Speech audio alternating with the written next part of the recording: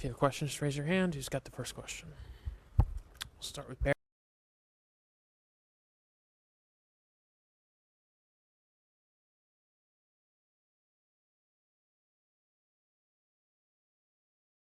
If you have a question, just raise your hand. Who's got the first question? We'll start with Barry in the second row on your right. Hey, Aaron, this is just a general bullpen question for you. When did this whole thing about high leverage relievers and low leverage relievers start? I mean, I remember the day when everybody in the bullpen could just about do everything. Now, I know that closers have a different temperament. A little bit, you have to be able to want to go in the ninth inning. But why isn't everybody able to do everything in the bullpen these days?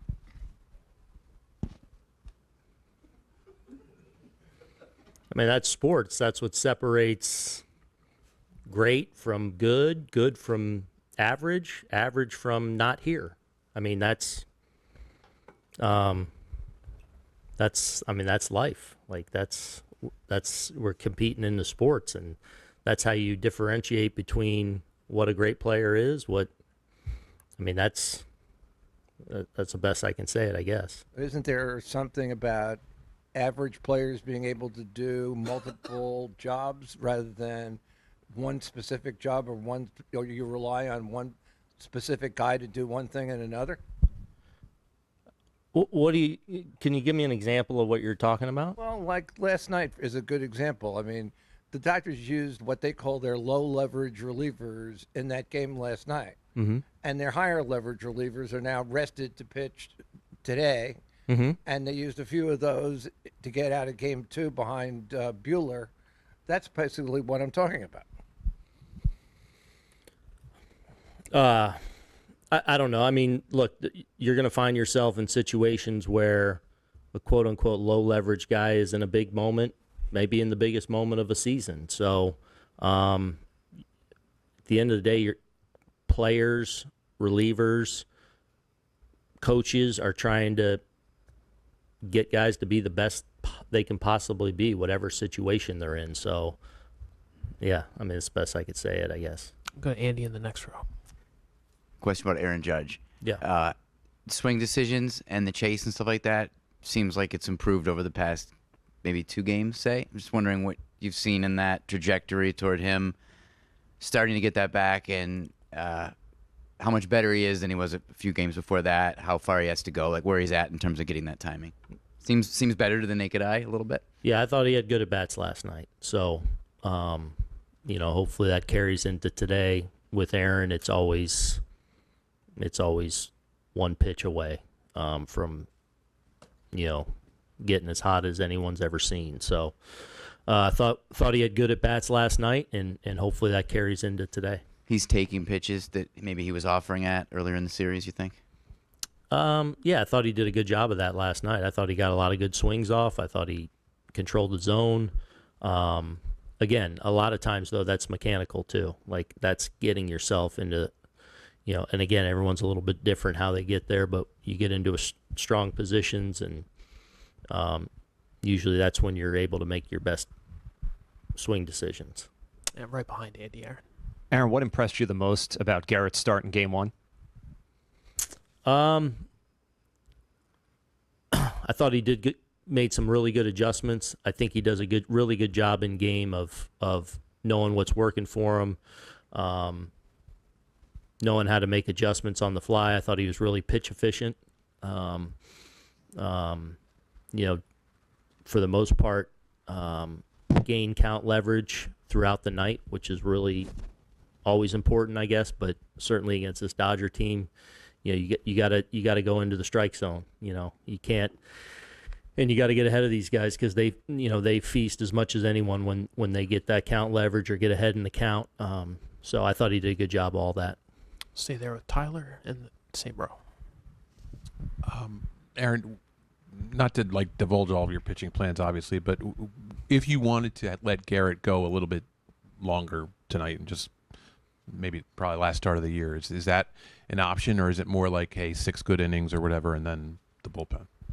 No, it's always the game will tell you. And So he's always capable of going deep into the game, and we'll see how he's doing tonight and how it's going, and hopefully he does get us deep into the game. Right behind Tyler, Tim. When you think about what the Yankees already have done this year, what you want to continue to do in the coming seasons, how significant is Carlos Rodon's overall body of work and his bounce back and his really stabilizing after, a rough debut year? Huge. Super proud of him. Like, last season was rough. I mean, no bones about it. Like, it got off to a rough start, was kind of a minor injury out of camp, and then as he's coming back, another little setback, another kind of minor injury, but it caused him to miss at least 2-3 months of the season. So now all of a sudden you're this big signing, you're trying to find your way in a new team, new town, and it's just very middling in the results game the second half of the season. To his credit, to say he got after it this winter in every regard, like, I need to get better at pitching. I need to be connected with strength and conditioning trainers, our pitching group, and make sure I am in the best possible position coming to spring training. He did that. I feel like he developed a really good routine in spring training. So, the biggest thing I wanted him going into this year was like, because everything was going to be all eyes on, right? His first spring training start. Oh, what's this look like? His first start in the regular season. And my focus, what I wanted his biggest focus to be was do everything to get yourself ready to go to the post every day. I want you to take the ball 30 times this year. Boom, he's done that. But he's done that because he's had his blinders on. He's developed a great routine, a great work ethic, has really got to know and trust who he works with and where he can find things here. And he's just, so he's had, obviously had a really good year. He win 16 games or whatever. Super consistent for us. Had some bumps in the road along the way, but those bumps didn't derail him because it was about the process. It was about the 5-6 days. I'm just chopping wood every week here to get ready for my next start. Make adjustments I got to do, get my work in. But that's all Carlos, and it's not easy, to play here sometimes, especially when you come in as a big signing and you struggle and you fail a little bit and you fall on your face. Like, he picked himself up, and that's credit to him, and it's because of the work he put in to get himself in this position. Same row a bit further to your right, Barry. Aaron, apologize if you've been asked this earlier in the postseason, but Apologize. yeah, Soto. Watching a season's worth of Soto's at bats, like, what did you grow to appreciate, and then maybe apply that to meeting the moment in the postseason? Yeah, the combination of like the battle that ensues and but a theatrical element to it too. Like, you don't want to miss his ABs. Like, I can't tell you how many at bats there were this year. Like, 0-2, like, you're just like, all right, this is 4 or 5 more pitches and gonna end with something good. Like, he's just so good at his craft, and then his flair for the dramatic and meeting the moment. I'll go back to spring training too. First game, like, all eyes on Juan Soto, right? What's this gonna look like? And it's just a spring training game, but it was a big deal. Boom, homer right away, and it's like, oh, okay. Go to Houston, opening day, boom, big hit after big hit, big throw out at the plate. Like, he's had so many, like, here's the big spot moments throughout the year, obviously in Cleveland, in the clincher. He's definitely has that flair for the dramatic. He has a lot of confidence in those situations because obviously he's really good, but his work and his process and his discipline is, outstanding. Go across the aisle to Zach on your left. What have you just thought of overall the year Verdugo has had, and especially kind of what he's done for you in the playoffs? Yeah. So I overall the defense has been outstanding. Like, I mean, we thought it was going to be good. I think it was better than we expected, even, especially in our left field, how important that is. He's been great from day one to now.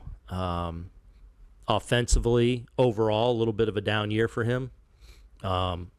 Really, I thought got off to a really good start the first couple of months. A lot of big hits, a lot of big plays, and then kind of struggled, frankly, in the second half. And, to the point of lost some playing time at the end of the year and kind of auditioning some certain things. But I think at the end of the day, like, he's a really good hitter. Like, he's kind of a born hitter, On balance, we'll look back on this year and you'll look at the numbers at a little bit of a down year, I think, by his standards. But this guy can hit. And, it's baseball sometimes. Like, sometimes great, good, mediocre, you're going to struggle. And every year's a little bit different. He had a stretch where he struggled a little bit, but he can hit. And I feel like he's had a lot of big at-bats for us here in the postseason. And continued the outstanding defense. 7 rows back on your right, Bob. Aaron, last night when you scored the 5 runs in the 8th inning, how advantageous was that to be able to take Luke Weaver out of that game to give some more bullets tonight? Yeah, very. Because he was going back out there, with probably a 3-4 run lead, which maybe takes him out of today potentially, or at least compromises them a little bit. So hopefully, that's one of those innings that, hopefully serves us well. But I think it was important. And can he do this during the regular season, say next year too, as far as just multiple innings, almost like the old school days, like Goose Gossage? I mean, I think he's capable of it. It's just tough to say. I mean, a lot of that's dependent on what the makeup of your team and your bullpen and time and place in the season. So, like, what makes more sense? Is it to have him 2 out of 3 days to be able to close and 1 inning scenarios? There's different times a year, 1+. But I think his command and control allow him to be efficient enough to where, and his athleticism allows him to be efficient enough to where I think there's a lot of times where, for example, this year he's gone 4 outs or 5 outs, whatever it may be, and typically he's very pitch efficient, so it lends itself to being able to do that a little bit. We'll finish up with Eric up front on the right, and then Yvonne.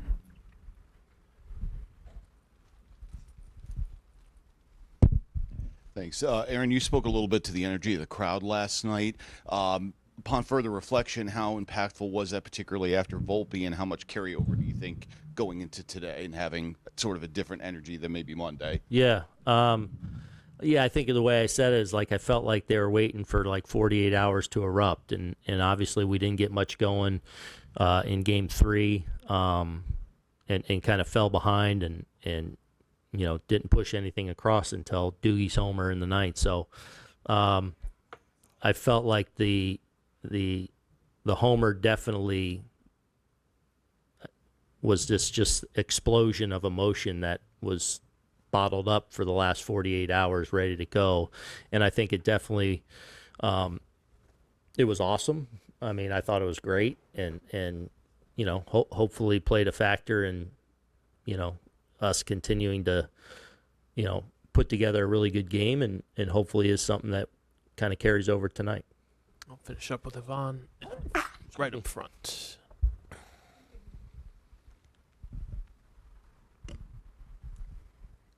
Aaron, I'd like to know your opinion about that incident that happened last night between Mookie Betts and the Yankees fans, if you have one.